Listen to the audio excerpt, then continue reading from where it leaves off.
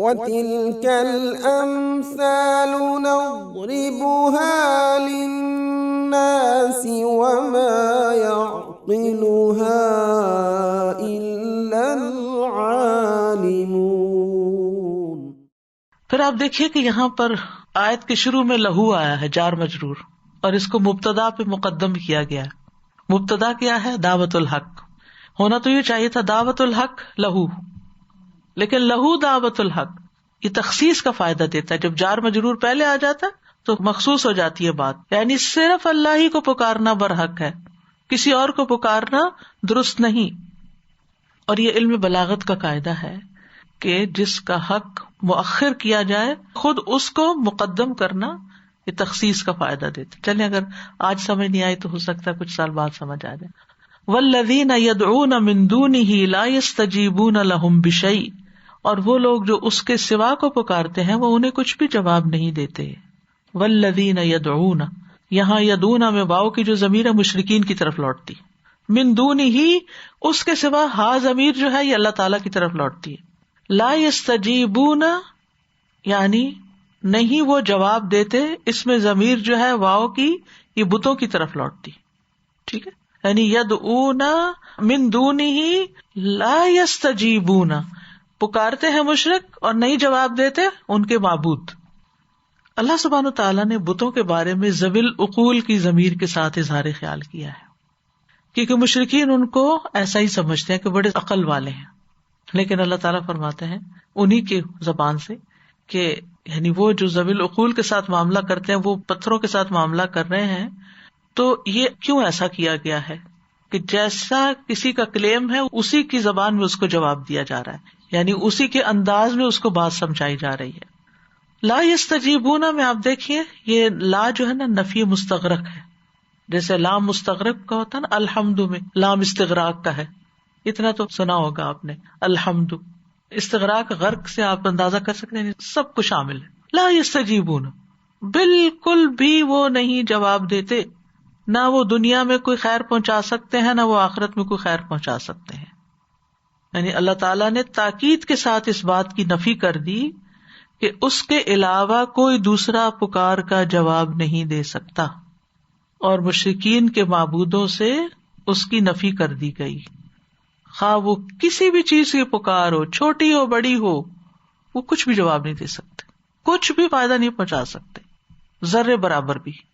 تو ان کا حال کیسے ہے اس کو اب مثال سے سمجھا گیا۔ الا کباسط کفیہ، ہاں اتنا فائدہ ہوگا جیسے کوئی، الا استثناء کا ہے نا، جیسے کوئی پھیلائے ہوئے ہو، کفیہ اپنے دونوں ہاتھ، الی الماء پانی کی طرف، لیبلغ فاہ تاکہ وہ اس کے منہ کو پہنچ جائے، وما هو ببالغ ایسے پانی اس تک نہیں پہنچنے والا، ٹھیک ہے، یعنی وہ شخص جس کے ہاتھ دور ہونے کی بنا پر پانی تک نہیں پہنچ سکتے، وہ شخص پانی نہیں پی سکتا، اس کی پیاس نہیں بجھ سکتی، کیونکہ اس کی پہنچ نہیں ہے وہاں تک۔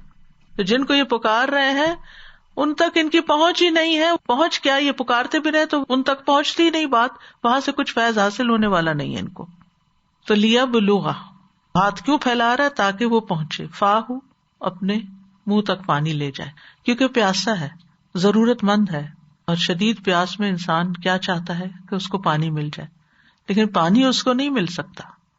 اسی طرح جو لوگ خود ساختہ معبودوں کو پکارتے ہیں، یہ معبود بھی ان کو کوئی جواب نہیں دے سکتے، ان کی حاجت کے شدید ترین اوقات میں کوئی فائدہ نہیں پہنچا سکتے، کیونکہ وہ خود اس کے محتاج ہیں، جن کو پکار رہے ہیں وہ تو خود محتاج ہے، اور وہ زمین و آسمان میں ذرہ برابر کسی چیز کے مالک ہی نہیں، ان کے پاس کوئی صلاحیت ہی نہیں، کوئی ایبلٹی ہی نہیں۔ تو یہاں بنیادی طور پر غیر اللہ کو پکارنے والوں کو تنبیہ کی گئی ہے کہ تمہاری یہ کوششیں، تمہاری یہ محنت بالکل عکارت ہے، تمہیں اس طریقے سے کچھ بھی حاصل ہونے والا نہیں۔ حضرت علی بن ابی طالب کہتے ہیں کہ اس کی مثال اس شخص کی طرح ہے جو اپنے ہاتھ سے کنویں کے کنارے سے پانی لینا چاہے، یعنی کنویں کے کنارے کھڑا ہے اور منڈیر تک اس کا ہاتھ بس جاتا ہے، اور وہ پانی کو کہتا ہے کہ تم آ جاؤ میرے پاس، ہاتھ اس کی طرف پھیلا کے، لیکن وہ اپنے ہاتھ سے کبھی پانی حاصل نہیں کر سکتا، اور اگر پانی اس کے ہاتھ پہ آ بھی جائے تو اس کے ہاتھ سے اٹھ کے اس کے منہ تک بھی نہیں پہنچ سکتا، اس سے پہلے وہ گر جائے گا. اول تو یہ کہ کنویں کا پانی یا دریا کا پانی یا کسی بھی جگہ کا پانی اس کے ہاتھ تک نہیں پہنچتا. ٹھیک ہے، یعنی اگر وہ صرف ہاتھ پھیلا کے کہے پانی کو کہ پانی آئے تو نہیں ایسا ہوگا. مجاہد کہتے ہیں اس کے معنی یہ ہے کہ اپنی زبان سے پانی کو پکارے اور اس کی طرف اشارہ کرے تو اس کے پاس وہ پانی کبھی نہیں آئے گا. مطلب یہ ہے کہ جس نے پانی کی طرف اپنے ہاتھ کو پھیلایا تو جس طرح وہ اس پانی سے فائدہ حاصل نہیں کر سکتا جو اس کے منہ تک نہیں پہنچ سکتا، جو کہ پینے کا مقام ہے. وما دعاء الکافرین الا فی ضلال، اور کافروں کی دعا محض گمراہی کی طرف ہی جاتی ہے، کیونکہ جن کو وہ اللہ کے سوا پکارتے ہیں وہ باطل ہیں. ان کی عبادت کرنا، ان کو پکارنا، یہ سب بھی غلط ہے. تو جب طریقہ ہی غلط ہو، کام ہی غلط ہو، تو نتیجہ کیا ہوتا ہے؟ صحیح. مثلا آپ کو ایگزام میں ایک سوال پوچھا گیا، آپ نے سارا جواب ہی غلط لکھا، تو آپ کو نتیجہ کیا ہوگا؟ صفر. آپ کو کچھ حاصل نہیں ہوگا. عبادت صرف اللہ کا حق ہے، اس لیے جو عبادت کے طریقے کا کوئی بھی کام کرتا ہے، چاہے نماز ہو، روزہ ہو، حج ہو، زکوٰۃ ہو، خیرات ہو، کچھ بھی ہو، اگر وہ غیر اللہ کے لیے کر رہا ہے نا، اس کو کچھ بھی فائدہ پہنچنے والا نہیں. اور غیر اللہ کے لیے کرنے میں شرک خفی بھی آ جاتا ہے، دکھاوا بھی آ جاتا ہے. یعنی اگر کوئی شخص اللہ کے سوا کسی اور کو خوش کرنے کے لیے، کسی اور کو دکھانے کے لیے کوئی کام کر رہا ہو تو اس کام کا اس کو کوئی فائدہ پہنچنے والا نہیں ہے. قیامت کے دن الٹا اس کے خلاف بات جائے گی. تو یہاں پر بنیادی طور پر تو مشرکین کا حال بیان کیا گیا ہے کہ وہ ضرورت مند ہیں لیکن اپنی ضرورت پوری کرنے کے لیے ایسی جگہ جا رہے ہیں جہاں سے ان کی ضرورت پوری نہیں ہو سکتی. دیکھیں نا، ہاتھ پھیلانے کی مثال آخر کیوں دی گئی؟ کوئی اور بھی دی جاتے. ان کے آگے ہاتھ پھیلا رہے ہیں، ان سے مرادیں مانگ رہے ہیں جو ان کے ہاتھ میں کچھ ڈالنے والے ہی نہیں، ڈال سکتے ہی نہیں. کوئی خیر ان تک واپس آنے والی ہی نہیں، چاہے وہ کتنا بھی پکارتے رہیں، 1000 دفعہ بھی پکارے، اس پکار کا کوئی فائدہ نہیں. وما ہوا ببالغی، اس کو کچھ بھی نہیں ملنے والا. اور پانی جو ہے وہ اللہ تعالیٰ کی مخلوقات میں سے ایک مخلوق ہے، اور یہ ممکن نہیں کہ پانی انسان کی بات سن کر، چاہے وہ کتنی تعریف، پانی تم کتنے اچھے، کتنے ٹھنڈے ہو، کتنے مزے کے ہو، آؤ میرے منہ تک پہنچ جاؤ، بولے بولے بولے، تو کیسے ہو سکتا ہے کہ وہ اچھل کے اس کے منہ تک آ جائے؟ کنویں پہ کھڑے ہو کے آپ کنویں کے اندر کتنی باتیں کریں پانی سے، آپ کی ساری باتیں کہاں لوٹ آئیں گی؟ ایکو واپس آپ کے کانوں تک لوٹ آئیں گی. پانی کو کچھ اثر ہونے والا نہیں ہے، وہ آپ کو کچھ بھی نہیں دینے والا، کوئی فائدہ پہنچانے والا نہیں. تو یہی مثال ان لوگوں کے اوپر چشمہ ہوتی ہے جو غیر اللہ کی عبادت کرتے ہیں یا ان سے دعائیں کرتے ہیں اور ان سے اپنی مرادیں مانگتے ہیں اور ان کے نام کی نظر و نیاز چڑھاتے ہیں اور ان کو خوش کرنے میں لگے رہتے ہیں، ان کو خوش کرنے کے لیے اپنا مال لٹاتے ہیں، چڑھاوے چڑھاتے ہیں. لیکن یہ ساری کوششیں بیکار کی کوششیں ہیں، کیونکہ وہاں سے ان کو کچھ ملنے والا نہیں ہے. تو بنیادی طور پر جو مثال ہے اس کی غرض و غایت یہ ہے کہ غیر اللہ کو پکارنا باطل ہے، سراسر گمراہی ہے. اس سے پکارنے والے کو کوئی فائدہ نہیں پہنچے گا، ان کی پکار کی قبولیت ممکن نہیں. جیسے اللہ تعالیٰ فرماتے ہیں نا، ان الذین کذبوا بآیاتنا واستکبروا عنها لا تفتح لهم ابواب السماء ولا يدخلون الجنۃ حتى یلج الجمل فی سم الخیاط. بے شک جن لوگوں نے ہماری آیات کو جھٹلایا اور انہیں قبول کرنے سے تکبر کیا، ان کے لیے نہ آسمان کے دروازے کھولے جائیں گے اور نہ وہ جنت میں داخل ہوں گے یہاں تک کہ اونٹ سوئی کے ناکے میں داخل ہو جائے. تو بہرحال دونوں مثالوں سے جو فوائد حاصل ہوتے ہیں یا جو بات سمجھ میں آتی ہے وہ یہ ہے کہ دعا ایک عبادت ہے اور دعا میں شرک اکبر ہے. صرف اللہ ہی کو پکارنا برحق ہے، کیونکہ وقال ربکم ادعونی استجب لکم، تمہارا رب کہتا ہے مجھے پکارو میں تمہاری دعا قبول کروں گا. اور اسی طرح وَإِذَا سَأَلَكَ عِبَادِي عَنِّي فَإِنِّي قَرِيبٌ، اللہ کے قریب ہوتے ہوئے پھر کسی اور کے پاس کیوں جاتے ہو؟ اجیب دعوت الداعی اذا دعان، یقین دلائے میں تمہاری دعا سنتا ہوں جب بھی تم مجھے پکارتے ہو. فَلْيَسْتَجِيبُوا لِي وَلْيُؤْمِنُوا بِي. اتنی کھلی کھلی آیات کے بعد کوئی گنجائش نہیں رہ جاتی کہ پھر کوئی انسان اللہ کا در چھوڑ کر کسی اور کے در پر جائے اور اس کو پکارے. تو پکارنا اسی کو برحق ہے، یعنی جب اللہ کو پکاریں گے تو اسی میں ہی فائدہ ہوگا. رزق اس سے مانگے, اولاد اس سے مانگے, نجات اس سے مانگے, اور یہ پکارنا سب عبادت ہے. اور دنیا جہاں کے شرک کی اصل بنیاد یہ ہے کہ انسان غیر اللہ سے لو لگا بیٹھے, امیدیں رکھ بیٹھے, وابستگی اختیار کر لے. ٹھیک ہے, کیونکہ میت کے سارے اعمال منقطع ہو جاتے ہیں, وہ اپنے نفع نقصان کا بھی مالک نہیں ہوتا.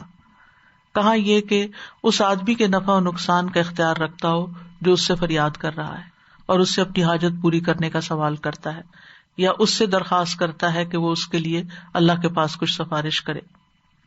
اور شرک جو ہے وہ کبیرہ گناہ ہے, ظلم ہے, گمراہی کا باعث ہے, باطل پکار ہے. ذالک بأن اللہ هو الحق وأن ما يدعون من دونه الباطل وأن اللہ هو العلی الکبیر. یہ اس لیے کہ بے شک اللہ ہی حق ہے, اصل سچائی وہی ہے, اور یہ کہ بے شک اس کے سوا جس کو وہ پکارتے وہ باطل ہے, اس کی کوئی حقیقت نہیں ہے, اور یہ کہ بے شک اللہ ہی بے حد بلند بے حد بڑا ہے. غیر اللہ کا سہارا ایک کمزور سہارا ہے, جس کی مزید ایک مثال دی گئی جو آگے آئے گی سورۃ العنکبوت میں, کہ ان لوگوں کی مثال جنہوں نے اللہ کے سوا اور مددگار بنا رکھے ہیں مکڑی کی مثال جیسی, جس نے گھر بنایا, حالانکہ گھروں میں سب سے کمزور گھر مکڑی کا گھر ہے. اگر وہ جانتے ہو, اگر مکڑی کے گھر پہ کوئی سہارا لے تو گرے گا ہی گرے گا. اور ویسے بھی آپ دیکھیں کہ اللہ کے سوا انسان جس کسی کو بھی پکارتا ہے وہ کسی چیز کے مالک بھی نہیں ہے, نہ کوئی رحمت کرنے کے اور نہ کسی شر کو روکنے کے, اور اصل میں تو وہ پکارنے والے کی پکار سے بھی غافل ہوتے ہیں. تو جو پکارنے والے کی پکار سے ہی غافل ہے وہ مدد کو کہاں سے آ سکتا ہے؟ ان کو پکارنا فائدے کی بجائے الٹا نقصان کا باعث ہے. یدعو من دون اللہ ما لا یضرہ وما لا ینفعہ ذلک هو الضلال البعید. یدعو لمن ضرہ اقرب من نفعہ لبئس المولا ولبئس العشیر. وہ اللہ کے سوا اس چیز کو پکارتا ہے جو اسے نقصان نہیں پہنچاتی اور اس چیز کو جو اسے نفع نہیں دیتی. وہ تو پتھر ہے, وہ کیا کریں گے آپ کے لیے؟ یہی تو دور کی گمراہی ہے. وہ اسے پکارتا ہے کہ یقیناً اس کا نقصان اس کے نفع سے زیادہ قریب, یعنی انسان کی آخرت برباد ہوتی ہے. بلا شبہ وہ برا دوست ہے اور برا ساتھی ہے. پھر یہ کام انسان کو ہلاکت میں گرانے والا ہے. قرآن مجید میں آتا ہے فلا تدع مع اللہ الہا آخر فتکون من المعذبین. تم اللہ کے ساتھ کسی اور معبود کو مت پکارو ورنہ تم عذاب دیے جانے والوں میں سے ہو جاؤ گے. اور دوسری اہم بات یہ پتہ چلتی ہے جو پہلی مثال سے ثابت ہوتی ہے کہ انسان اللہ تعالیٰ کے دین کو چھوڑ کر بڑوں کی تقلید کرے, اپنے رسم و رواج کے پیچھے چلے, اپنے زمانے کے طریقوں پہ چلے. یہاں اس کی مذمت کی گئی ہے. ہر دور میں لوگوں کا یہی حال رہا ہے. وہ کہتے ہیں انا وجدنا آباءنا علی امۃ وانا علی آثارہم مقتدون. ہم نے اپنے باپ دادا کو ایک طریقے پہ پایا اور ہم انہی کے قدموں پہ چل رہے ہیں. تو آباء و اجداد کی تقلید جو ہے وہ اچھے کاموں میں تو ہو سکتی ہے, وہ پیروی ہوتی ہے, تقلید نہیں ہوتی. اور ان کی تقلید ان کے غلط عقائد میں یا غلط طریقہ زندگی میں یا اللہ کی نافرمانی کے کاموں میں اس کا کوئی جواز نہیں بنتا. اسی طرح جو لوگ علم اور ہدایت سے خالی ہوں ان کے پیچھے بھی نہیں چلنا چاہیے. ہمیشہ انسان اگر کسی انسان کو رول ماڈل بنائے ہوئے یا کسی کو فالو کر رہا ہے تو دیکھے کہ اس کے پاس کیا علم ہے, کتنا علم ہے اور کس چیز کا علم ہے, اور وہ اس علم پر خود کیا عمل کر رہا ہے. تو کرنے کے کام یہ ہے کہ ہم اپنی دعاؤں میں اخلاص پیدا کریں, صرف اللہ کو پکاریں. اللہ تعالیٰ خود حکم دیتے ہیں کہ اسی کو پکارا جائے, اسی سے مانگا جائے. جب رات کا پہلا تہائی حصہ گزر جاتا ہے تو اللہ تعالیٰ آسمان دنیا پہ نزول فرماتے ہیں اور فرماتے ہیں میں بادشاہ ہوں, میں بادشاہ ہوں. کون ہے جو مجھ سے دعا کرے کہ میں اسے قبول کر لوں؟ کون ہے جو مجھ سے سوال کرے کہ میں اسے عطا کروں؟ کون ہے جو مجھ سے بخشش طلب کرے کہ میں اسے بخش دوں؟ اور یہ طلوع فجر تک ہوتا رہتا ہے. اور آج کل تو ہر کوئی سحری کے لیے اٹھ رہا ہے, تو اس وقت کچھ نہ کچھ دعا ضرور مانگے. بے شک آپ یہ بھی کر سکتے ہیں کہ ہر روز کی ایک مخصوص دعا جو سحری بناتے وقت کھاتے وقت دل میں اللہ کو پکارتے رہیں. اللہ سبحانہ وتعالیٰ نے دعا مانگنے کا بھی حکم دیا ہے اور قبولیت کا بھی وعدہ کیا ہے. اللہ سبحانہ وتعالیٰ سے ہی توقع رکھنی چاہیے کہ وہ ساری مشکلات اور مصائب کو دور کر دے گا. نبی صلی اللہ علیہ وسلم نے دین کی دعوت دیتے ہوئے فرمایا تھا کہ میں اس اللہ کی طرف دعوت دیتا ہوں جو ایک ہے. وہ اللہ جب تم پر کوئی مصیبت آتی ہے تم اسے پکارتے ہو تو وہ تمہاری مصیبت دور کر دیتا ہے. جب تم کسی بیابان اور جنگل میں راستہ بھول جاؤ اور اس سے دعا کرو تو وہ تمہیں واپس پہنچا دیتا ہے.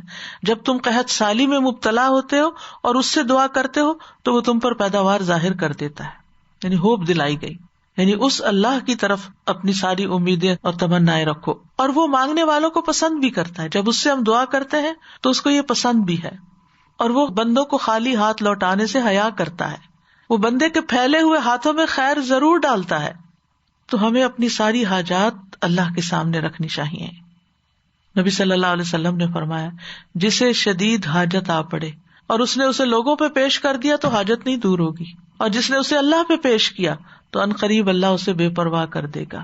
یا تو جلد موت آ جائے گی کہ دنیا کے بکھیڑوں سے جان چھوٹ جائے، یا جلد ہی غنی ہو جائے گا، اس مشکل سے نکل جائے گا. پھر یہ کہ دعا سے زیادہ کوئی چیز اللہ کے ہاں معزز نہیں. نبی صلی اللہ علیہ وسلم نے حضرت ابن عباس کو سکھایا تھا، اے لڑکے میں تجھے چند کلمات سکھا رہا ہوں، اللہ کے احکام کی حفاظت کرو اللہ تمہاری حفاظت کرے گا. اللہ کی حفاظت کرو تم اسے اپنے سامنے پاؤ گے. جب مانگو اسی سے مانگو، جب بھی مدد چاہو اللہ ہی سے چاہو. اور پھر یہ کہ خوشحالی میں بھی مانگنا چاہیے اور تکلیف میں بھی مانگنا چاہیے، اور دعا مانگنے سے کبھی عاجز نہیں آنا چاہیے. رسول اللہ صلی اللہ علیہ وسلم نے فرمایا لوگوں میں سب سے عاجز وہ ہے جو دعا مانگنے سے عاجز ہے. تو اللہ سبحانہ وتعالیٰ ہمیں کبھی بھی دعا مانگنے سے محروم نہ کرے اور ہمیشہ اسی سے مانگتے رہیں، اور کبھی غیر اللہ کا خیال تک دل میں نہ آئے کہ کوئی غائبانہ طور پر ایسی قدرت رکھتا ہے کہ ہماری مشکل دور کر سکتا ہے. ہرگز نہیں. رزق دینے والا بھی وہی ہے، شفا دینے والا بھی وہی ہے، تکلیف دور کرنے والا بھی وہی ہے. اس لیے اسی کی طرف رجوع کرنا چاہیے. یونس علیہ السلام نے مچھلی کے پیٹ میں جو کہ قبر کی طرح ہی ہوتا ہے، اس سے اللہ نے ان کو باہر نکال دیا دعا کی بدولت.